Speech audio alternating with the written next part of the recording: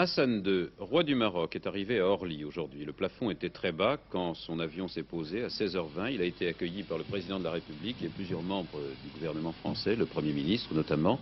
Cette visite du roi du Maroc à Paris a lieu au moment où, de l'aveu du roi lui-même, les rapports entre la France et le Maroc n'ont jamais été aussi sereins.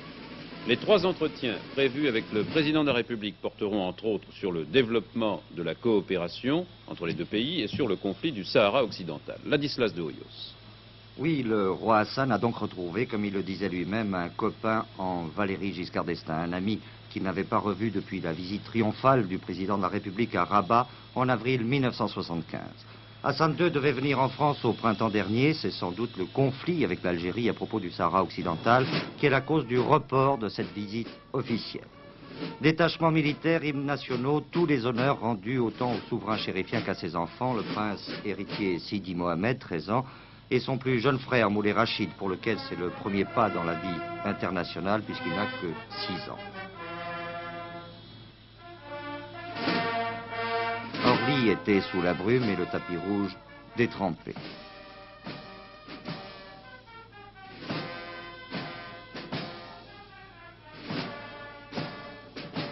Notre avenir est avec l'Europe. Eh bien, dans cette Europe, on a encore senti le génie séculaire de la France, car où que l'on se trouve, de la France à l'Oural, la marque française reste non seulement vivace, mais encore inspiratrice de beaucoup de choses. Pour vous, Monsieur le Président de la République, je vous souhaite longue vie, bonne santé et succès dans toutes vos entreprises.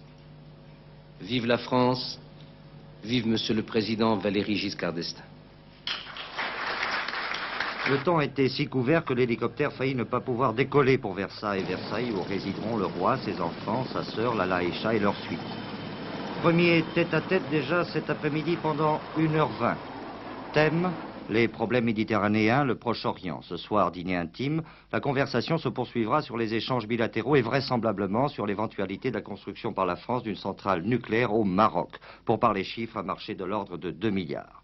2 autres entretiens auront lieu demain et après-demain.